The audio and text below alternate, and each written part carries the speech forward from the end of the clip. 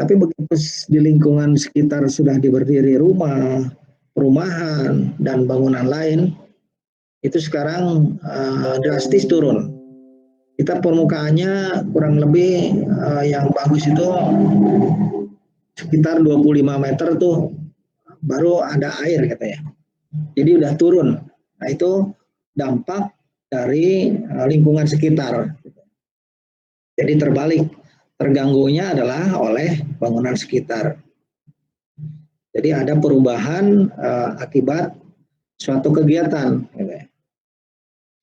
Kemudian format-format ini diatur oleh Permen LH nomor 16 2011 gitu ya. Di semua format AMDAL, UKL, UPL itu ada di Permen LH nomor 16 2012. Kemudian AMDAL disusun yang telah memiliki sertifikat. Nah ini konsultannya harus mempunyai tenaga ahli yang mempunyai sertifikat tentang AMDAL gitu ya. Termasuk UKL, UPL ya. Kemudian bisa juga misalnya di lingkungan yang akan melakukan UKL, UPL itu mempunyai tenaga ahli yang mempunyai kompetensi bidang tersebut. Yang disebut di sini pemrakarsa itu adalah owner atau yang punya bangunan gitu ya. Kemudian mekanismenya AMDAL melewati tahapan penilaian AMDAL seperti tadi. Jadi di LH itu ada komisi penilai AMDAL gitu ya. Seperti di sidang lah gitu ya. UKL, UPL diwajibkan itu juga presentasi ekspos dan nanti ada surat rekomendasi ya. Dan ada beberapa daerah juga tidak dilakukan ekspos. Gitu. Jadi kalau yang tidak mempunyai tim dari LH biasanya tidak diekspos. Gitu. Nah, sedangkan SPPL itu hanya ngisi POM aja. Salah satu contoh dampak lingkungan, gitu ya. Contoh lah misalnya sekarang ada usaha penambangan kayu, gitu ya. Yang harusnya diatur itu biasanya kalau namanya penebangan sekian hektar ditebang, sekian hektar sudah ditanami lagi gitu ya. Jadi tidak dibiarkan hutan itu terbuka gitu ya. Nah, contoh gambar yang paling atas itu salah satu di wilayah kita di Indonesia pernah terjadi banjir bandang yang muatannya adalah kayu-kayu gitu ya, karena tidak seimbang pada saat penebangan sudah terlalu banyak yang terbukanya sehingga air itu tidak menyerap dan mengalir langsung ke lahan yang terbuka, mengakibatkan daerah yang paling rendah adalah terkirim oleh runtuhan atau barang-barang bawaan dari banjir bandang tersebut. Ini baru-baru ini di Sukabumi ini, jadi terjadi juga banjir bandang yang mengakibatkan banyak rumah yang terseret oleh arus air. Itu di daerah ya, di banyak yang tanahnya masih terbuka. Ditambah lagi ini di perkotaan gitu ya. Udah jelas kalau di perkotaan tuh lahan terbukanya sedikit ya. Dan ini diakibatkan drainasenya sudah tidak seimbang gitu ya. Antara air yang mengalir dengan jumlah volume drainase gitu ya. Sehingga tidak tertampung, malah terbalik gitu ya. Mungkin sering lihat di jalan itu terbalik. Bukannya mengalir ke selokan, tapi dari selokan mengalir ke jalan. Ini di ibu kota sering terjadi seperti ini. Tergenang semua jalan itu oleh banjir. Kemudian dampak lingkungan oleh aktivitas, misalnya pabrik. Mungkin yang sering terlewati wilayah Kabupaten Bandung, ada sungai yang cukup besar dan aliran itu banyak terpengaruh oleh pabrik. Nah, sekarang lagi digalakan adalah Citarum bersih ya. Itu tapi nyatanya masih banyak nih yang keluar seperti ini, busa-busa yang diakibatkan oleh produksi pabrik gitu ya. Sampah berserakan yang dibuang begitu saja dari pabrik ataupun dari masyarakat. Dan air berwarna gitu ya. Karena banyak yang membuang ke sungai sehingga warna airnya berubah, yang satu jadi hitam, yang satu jadi merah gitu ya. Sedangkan air sungai ini sering digunakan untuk cuci-cuci, untuk seperti terlihat binatang yang dimandikan di sungai, itu juga pengaruh akan iritasi terhadap kulit ya, apalagi terhadap orang ya, terhadap binatang aja bisa merusak. Nah itu dampak-dampak dari lingkungan. Kenapa diatur lingkungannya? Karena supaya tidak terjadi pengerusakan, khususnya terhadap lingkungan. Dan banyak lagi contoh-contoh itu ya. Ini salah satu saja yang dari satu adalah terhadap hutan misalnya atau lingkungan sekitar sehingga menjadi banjir. Bisa saja membuat satu komplek perumahan tidak dibuat suatu kajian sehingga membuang air itu sepenuhnya dibuang ke sungai dan sungai itu tidak berubah volumenya, maka terjadilah banjir gitu. Jadi ada beberapa hal kajian teknis untuk penyerapan air itu bisa direkayasa gitu ya. Yang tadinya tertutup, yang tadinya terbuka tanahnya sekarang tertutup. Nah, dibuatlah beberapa titik-titik sumur resapan gitu ya. Itu untuk sebagai kompensasi tanah yang tertutup menjadi tetap airnya meresap. Gitu. Ya sebaiknya tuh setiap rumah itu mempunyai sumur resapan.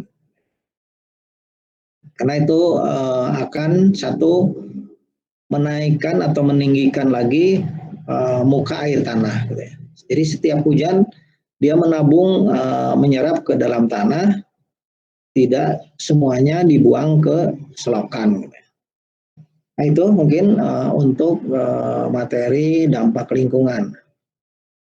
Barangkali ada yang ditanyakan, walaupun hanya singkat dampak lingkungan ini. Silakan kalau ada yang ditanyakan.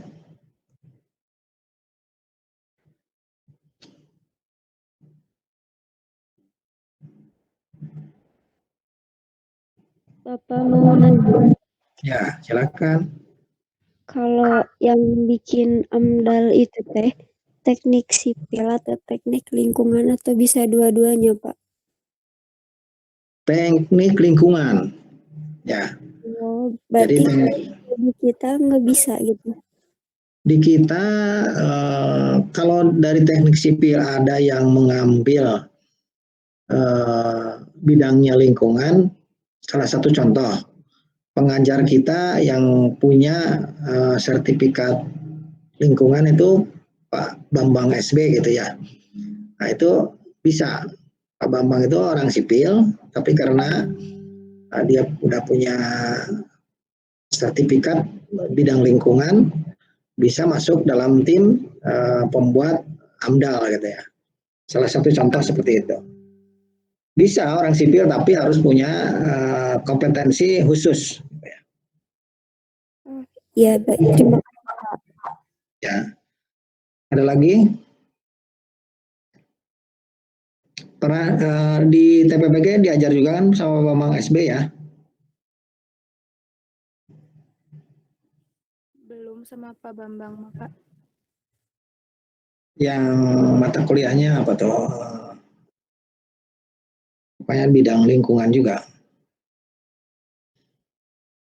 Ada lagi? Bapak izin bertanya, Ya. kalau di bangunan kan biasanya ada IPAL. Hmm. Kalau pembuatan IPAL itu harus melihat AMDAL atau AMDAL melihat IPAL, Pak? Jadi salah satu syarat untuk pemenuhan AMDAL harus dibuat IPAL. Ya, walaupun misalnya komplek perumahan lah gitu ya. Nah, kalau memang ada limbah yang membahayakan, itu harus dibuat IPAL gitu ya. Kalau untuk rumah, masing-masing rumah kan sudah dibuat septic tank ya, itu merupakan IPAL juga. Jadi instalasi pengolahan air limbah. Jadi salah satu syarat AMDAL-nya adalah harus membuat IPAL gitu ya. Oh iya, Pak. Ya. Terima kasih.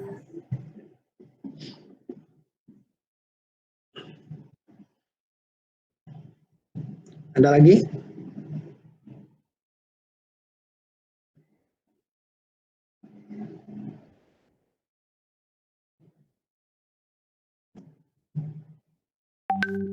Kita lanjutkan ke materi berikutnya.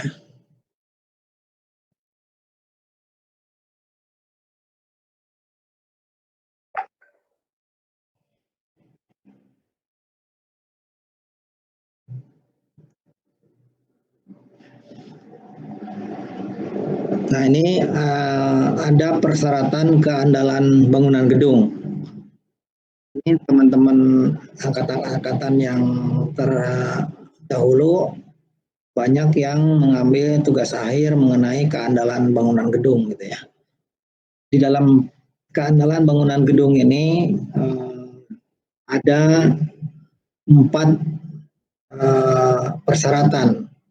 Jadi persyaratan keselamatan bangunan gedung, persyaratan kesehatan bangunan gedung, kenyamanan bangunan gedung, dan kemudahan bangunan gedung. Untuk yang hari ini atau yang sekarang, sebagian karena masih banyak mengenai keselamatan ini, jadi akan dibahas mengenai keselamatan gedung. Ya.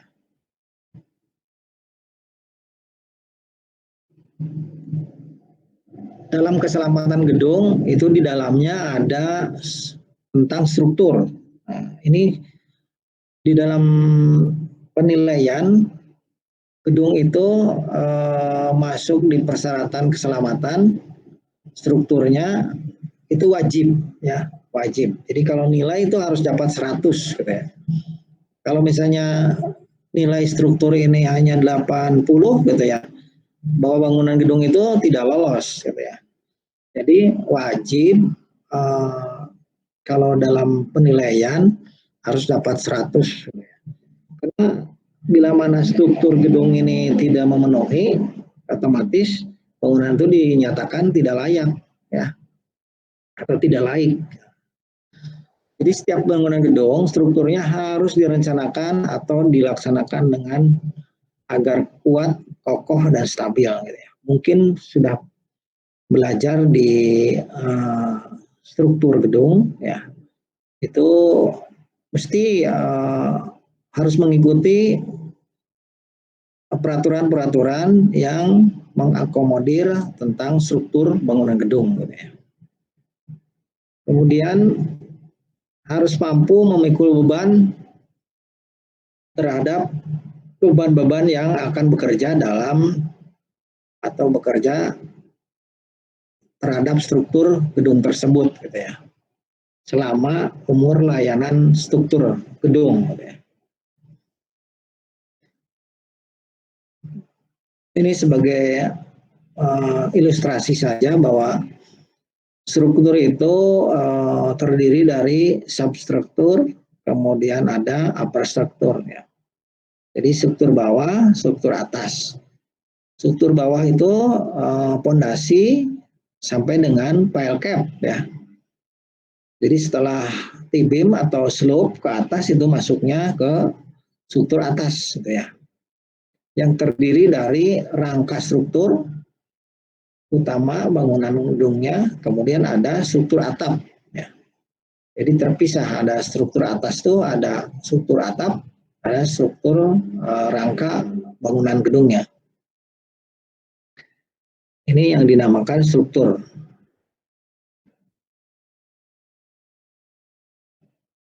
Struktur bangunan gedung harus direncanakan secara daktil, yang mempunyai kemampuan struktur dalam berdeformasi inelastik tanpa kehilangan kekuatan. Jadi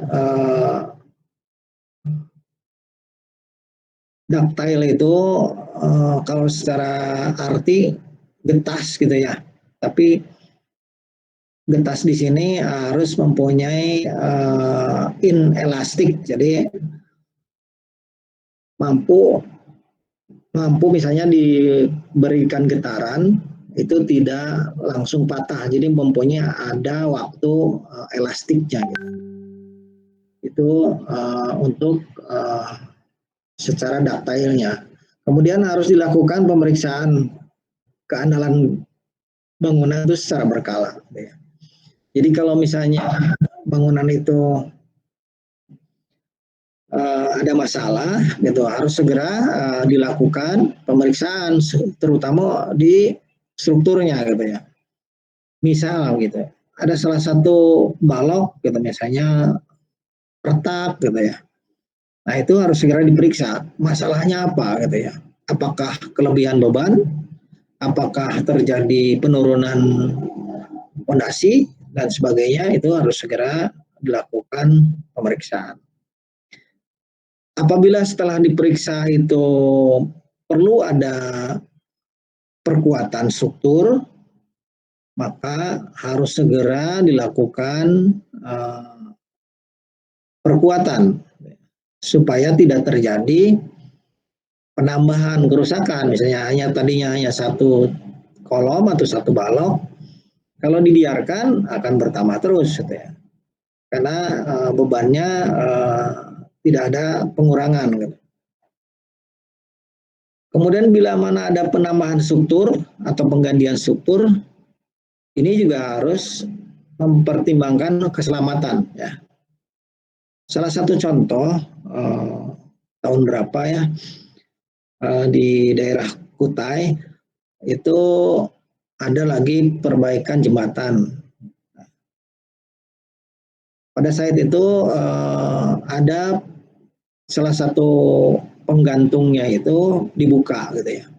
Nah, karena tidak memperhatikan keselamatan, jadi tidak dibuat alat bantu untuk menopang selama penggantung itu dibuka, sehingga terjadi runtuh bangunan itu karena berkurang kekuatannya, sehingga berpengaruh ke struktur yang lain, saling menopang dan putus, runtuhlah jembatan itu. Jadi bila mana ada perkuatan struktur gedung misalnya, jadi harus dipertimbangkan, harus ada penopang ataupun perkuatan sementara bila mana misalnya salah satu kolomnya dibongkar, diperbaiki gitu ya. Nah ini harus dibuat simulasi dulu sebelum mengerjakan. Kemudian apabila memang harus dibongkar, bangunan itu membahayakan, harus segera dibongkar, gitu ya, karena akan mengakibatkan kecelakaan. Kalau misalnya bangunan itu udah indikasinya mau runtuh, gitu ya, kemudian dibiarkan, itu membahayakan mungkin bangunan sekitar atau orang-orang yang lalu lalang, gitu ya, itu akan membahayakan.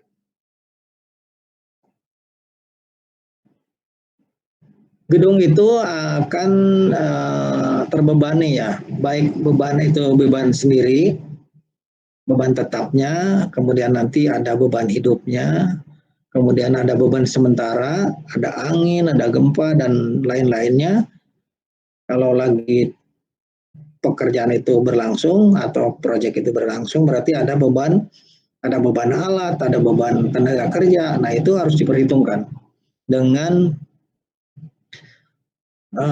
disesuaikan dengan fungsi bangunan juga ya. Mungkin sudah belajar struktur, bila mana merencanakan untuk sekolah itu bebannya berapa, untuk perpustakaan itu berapa. Nah, itu harus sesuai dengan pembebanan fungsi bangunan itu. Jangan sampai salah.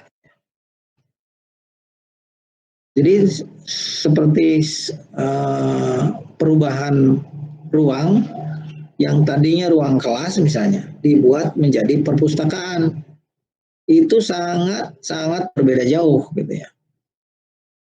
Sedangkan kalau kelas itu pada umumnya per meter perseginya kurang lebih 250 kalau salah. Sedangkan kalau perpustakaan itu bisa mencapai 400 km per meter persegi. Nah, sehingga akan beda strukturnya. Jadi tidak mudah kalau tiba-tiba ruangan itu berubah fungsi. Jadi harus dikaji. Struktur atas bangunan gedung itu bisa jadi dari beton, bisa baja, bisa kayu, bisa bambu ya, atau bahan khusus. Bahan khusus itu biasanya dibuat precast lah. Bahannya beton, tapi dalam sambungan-sambungannya itu dibuat khusus. Jadi berbahan khusus. Atau misalnya gabungan komposit antara baja dengan beton. Jadi konstruksi-konstruksi ini semua harus berpedoman terhadap spesifik bahan yang digunakannya, tiap jenis konstruksi. Jadi kalau kayu, yang ngikutinlah peraturan kayu. Kalau baja, ngikutin juga peraturan baja dan lainnya gitu ya. Sesuai dengan konstruksi yang akan dipasang. Salah satu contoh baja ya.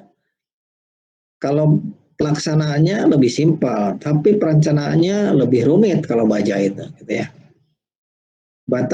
Beton terbalik gitu ya. Mungkin perencanaannya tidak begitu rumit, tapi pelaksanaannya cukup rumit kalau beton itu.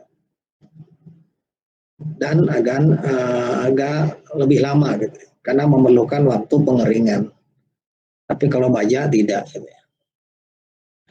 Itu struktur atas ya.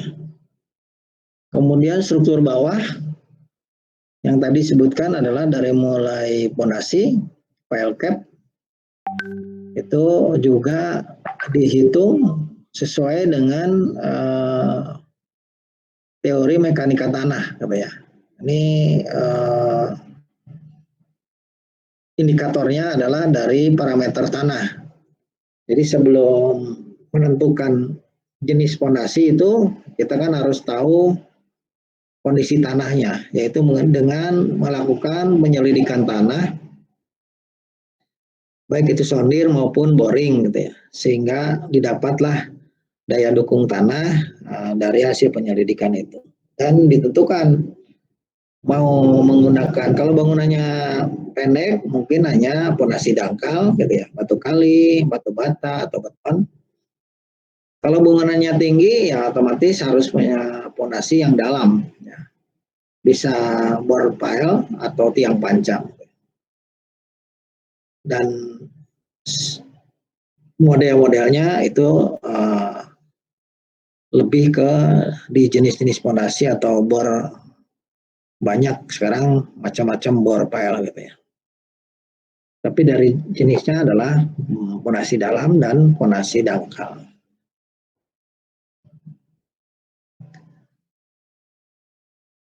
Jadi keandalan bangunan gedung itu keselamatan struktur, keruntuhan struktur, dan persyaratan bahan. Salah satu contoh baru-baru ini masih hangat, itu terjadi runtuh suatu rangka atap di Ciamis, rumah sakit Ciamis ya. Nah, ini masih diselidiki. Konstruksinya adalah baja ringan dan atapnya genteng keramik ya, tapi terjadi tiba-tiba runtuh. Berarti ada salah satu hal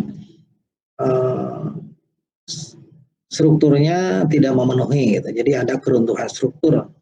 Otomatis ini mungkin lihat dari persyaratan bahan. Jadi misalnya bahannya baja ringan ya, ini ada satu persyaratan. Misalnya jarak kuda-kuda bentang ya, mungkin ada salah satu dilanggar sehingga terjadi keruntuhan. Ada lagi ruko ya yang tiba-tiba runtuh, ini di daerah Jakarta. Ini juga diteliti karena konstruksi beton dan bebannya juga beban biasa ya, hanya ruko gitu ya. Tapi tiba-tiba runtuh. Jadi mungkin kemungkinan tuh persyaratan perhitungan struktur betonnya tidak memenuhi. Gitu ya. Itu akan terjadi keruntuhan gedung. Jadi kembali ke keselamatan struktur ini perlu diperhatikan. Selain itu, nomor keduanya yang masuk ke dalam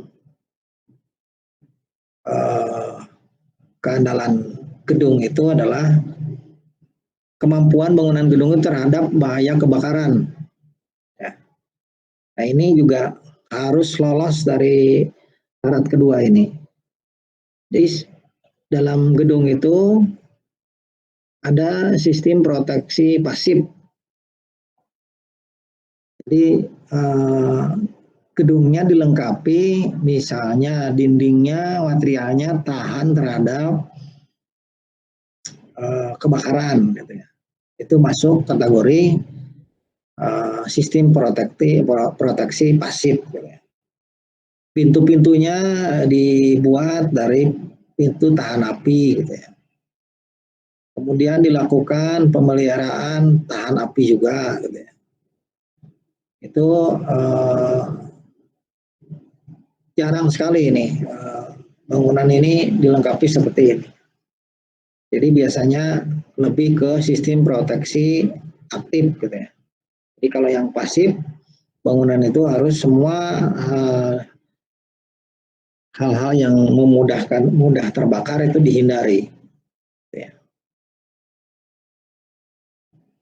Nah, yang kedua sistem proteksi aktif gitu ya. Jadi proteksi aktif ini dilengkapi dengan ada fire detector, ada fire suppression. Ya. Jadi kalau fire detector itu sebagai peringatan dini, di mana terjadi misalnya ada kebakaran atau ada titik api, si detektor ini akan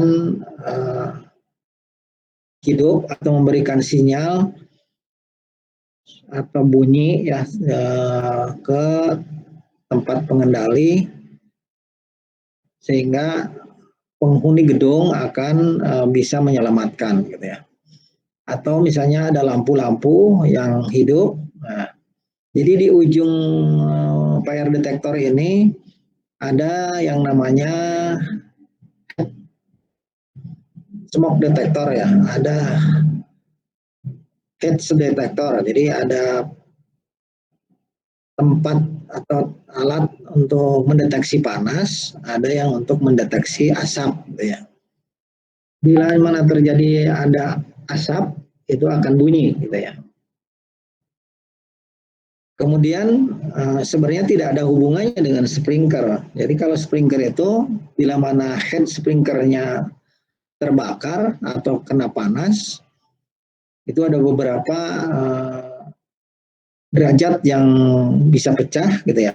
Pada umumnya di 68 derajat di head sprinkler itu kena panas akan pecah gitu ya. Jadi kalau fire detector ini hanya untuk peringatan dini, memberikan sinyal atau sirine ataupun lampu bahwa ada titik api. Misalnya gedung itu 5 lantai gitu, kemudian di lantai 3 itu ada titik api, maka di indikator atau di panelnya itu akan nyala dan akan menghidupkan bel ataupun lampu di titik lantai 3. Jadi kelihatan misalnya di ruang pengendalinya bahwa terjadi ada titik api di lantai 3. Nah itu dihidupkannya oleh fire detector.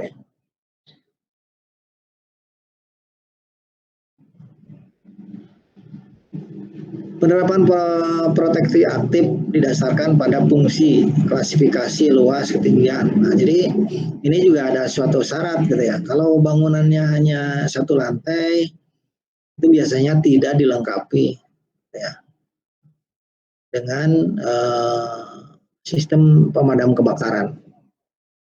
Jadi kalau biasanya di atas 3 lantai itu baru dilengkapi dengan pemadam kebakaran aktif ya.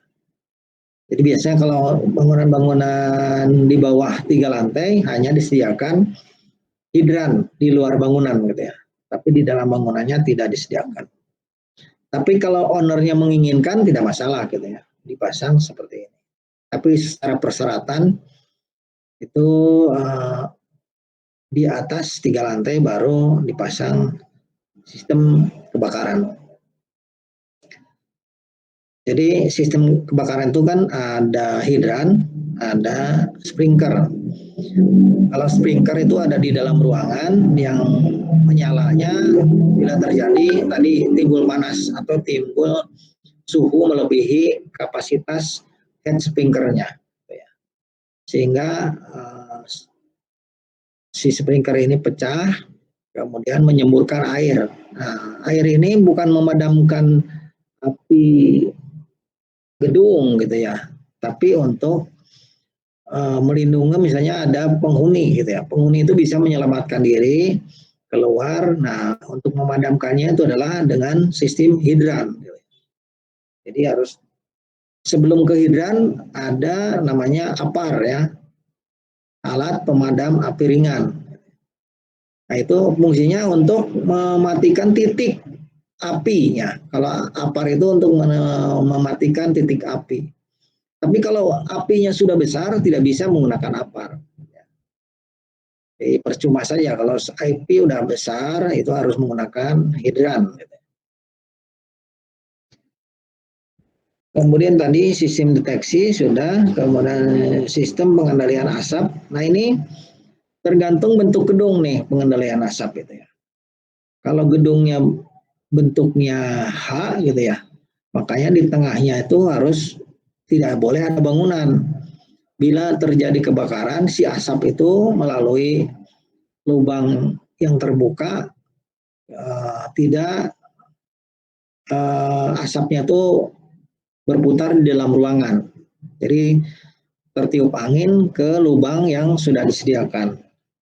Tapi kalau bangunannya tertutup, tidak ada lubang tengahnya, itu semua asap itu kan keluar dari ventilasi yang ada.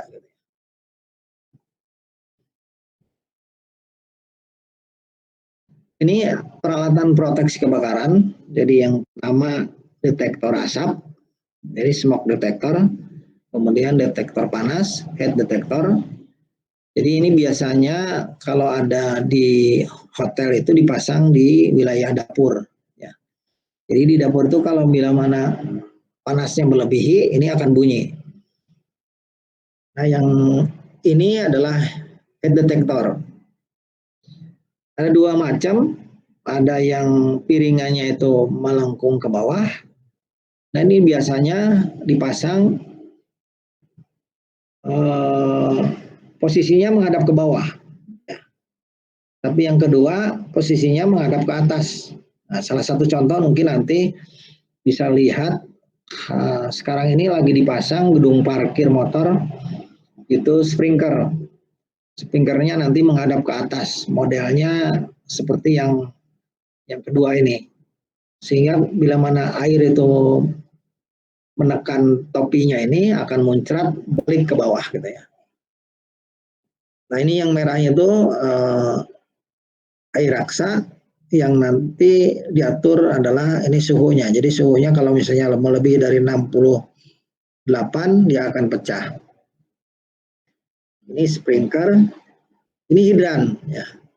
Hidran itu ada dua macam juga, ada hidran box ya. Ini untuk di ruangan. Di dalam box ini dilengkapi nanti ada selang, ada nozzle-nya. Nozzle ini seperti ini. Jadi lebih pendek kalau yang lebih kecil yang di dalam box ya. Ada hidran pilar. Jadi yang di luar biasanya menggunakan hidran pilar. Dan hidran pilar pun biasanya dilengkapi dengan boxnya juga. Di dalamnya ada selangnya gitu. Hanya selang ini harus dilepas, dipasangkan ke hidran pilar. Tapi kalau yang di ruangan ini sudah tersambung oleh selang itu dengan pipanya gitu ya. Kemudian ini ada yang seperti sisir, ini adalah untuk menyusun selang hidran di dalam box ya. Jadi bila mana kejadian kebakaran tinggal ditarik, jadi tidak usah susah-susah karena udah disusun dalam yang bentuk sisir ini. Kemudian dilengkapi dengan pompa ya. Nah, pompa hidran itu ada 3. Ini bersatu dengan sprinkler ya. Yang pertama, yang utama adalah pompa listriknya yang ini ya. Pompa hidrannya yang menggunakan listrik. Tapi pada umumnya bila mana terjadi kebakaran, listrik itu mati. Ya, maka dipasangkanlah pompa diesel. Jadi pompa diesel ini secara otomatis bila mana listrik mati, si pompa diesel ini hidup. Gitu ya. Untuk mensuplai atau mendorong air baik sprinkler maupun hidran. Ada satu pompa lagi, ini joki pump. Tekanan air dalam pipa ataupun dalam instalasi ini akan berkurang. Misalnya terjadi ada kebocoran atau penguapan. Maka untuk menstabilkan tekanan dalam pipa itu dipasang pompa joki. Ya. Jadi disetting tekanannya misalnya kebutuhannya 10 bar gitu ya. Karena bila mana berkurang 9,8 joki pump ini hidup untuk mencapai tekanan 10 bar gitu ya. Jadi tetap di dalam pipa itu konstan 10 bar. Jadi untuk menjaga kestabilan tekanan dalam pipa gitu ya. Jadi, ditambah adalah pompa joki. Kemudian skemanya.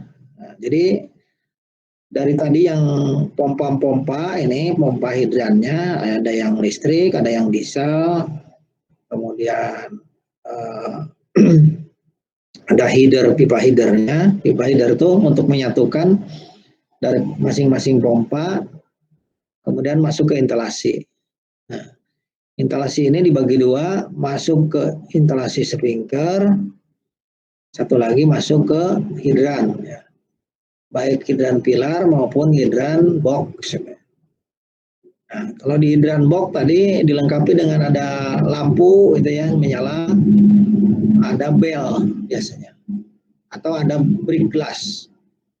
Jadi kalau belnya tidak nyala atau indikator yang lainnya tidak nyala, tapi kelihatan ada titik api, maka yang indikator break glass ini dipecahkan supaya nyala ininya sirine ataupun pemberi tanda. Itu ada 3 macam.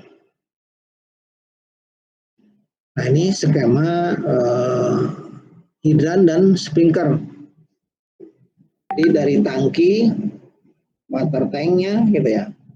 Pada umumnya tangki ini dipisah gitu ya antara kebutuhan air bersih dan air kotor.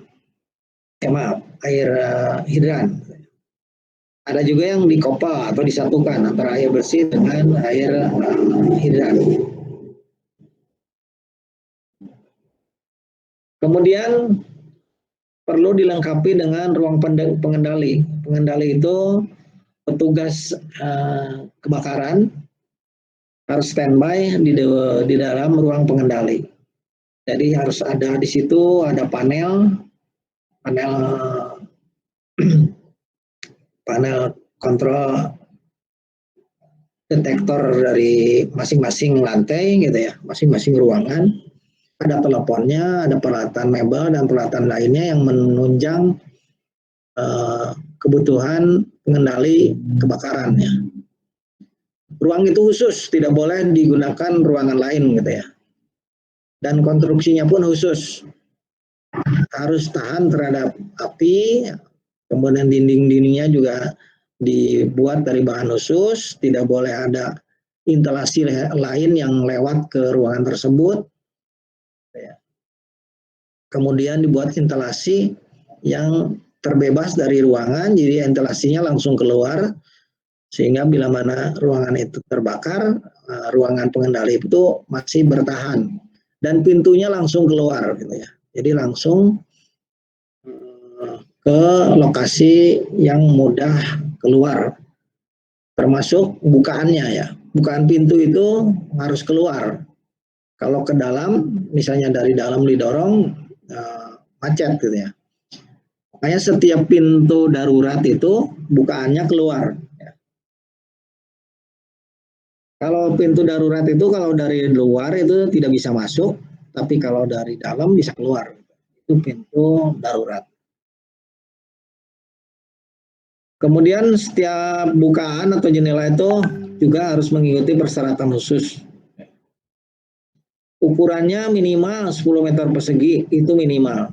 Salah satu sisinya minimal 2,5 meter. Jadi kalau 10 berarti 2,5 kali 4, itu minimal ruang pengendali ya. Bila mana lebih luas lagi itu lebih memenuhi gitu ya. Tapi ini minimal. Demikian untuk proteksi kebakaran. Jadi masih ada materi lain tentang keandalan gedung gitu. Jadi baru dua, ya satu struktur gedung dan satu proteksi kebakaran gitu ya. Mungkin itu yang bisa disampaikan.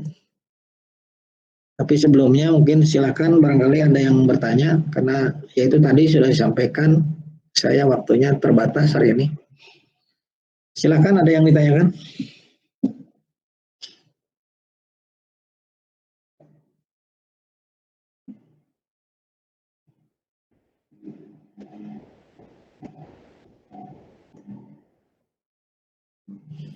Belum ada.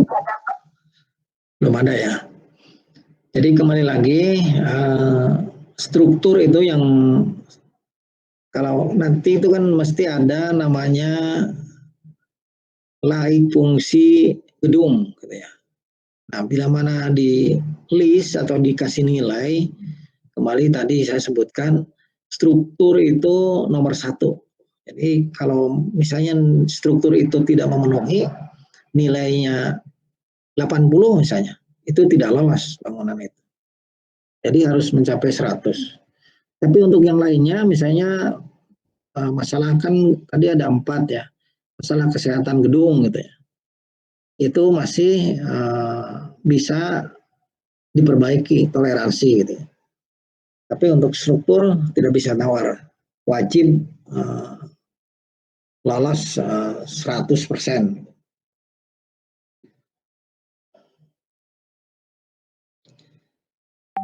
Nah, jadi kalau bangunan-bangunan yang sudah jadi, ini sering terjadi dievaluasi strukturnya. Misalnya bangunan itu dibangun tahun 90-an lah gitu ya. Nah, sekarang udah keluar beberapa peraturan tentang struktur gedung. Ternyata misalnya gedung itu tidak memenuhi, kemudian harus ada perkuatan. Nah, itu harus dilakukan. Harus dilakukan. Kalau enggak, bila mana diminta untuk dibuatkan sertifikat laik fungsi bangunan, maka bangunan tersebut tidak akan keluar gitu ya sertifikatnya karena belum diberikan perkuatan. Oke, kalau tidak ada yang ditanyakan, sementara seperti itu, dan tugasnya sudah diterima semua, udah masuk. Dan rencana minggu depan, gimana kalau UTS dulu? Udah siap belum?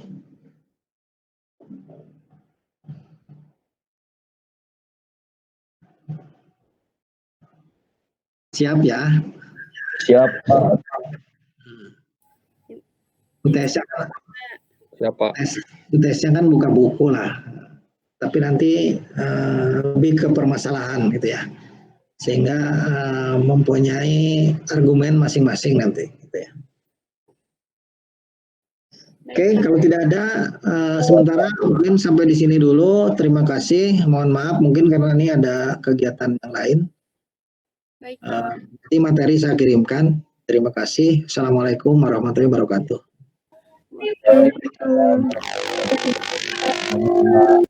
Terima kasih, Pak. Terima kasih. Pak. Ya. Selamat pagi. Terima kasih, Pak. Pagi.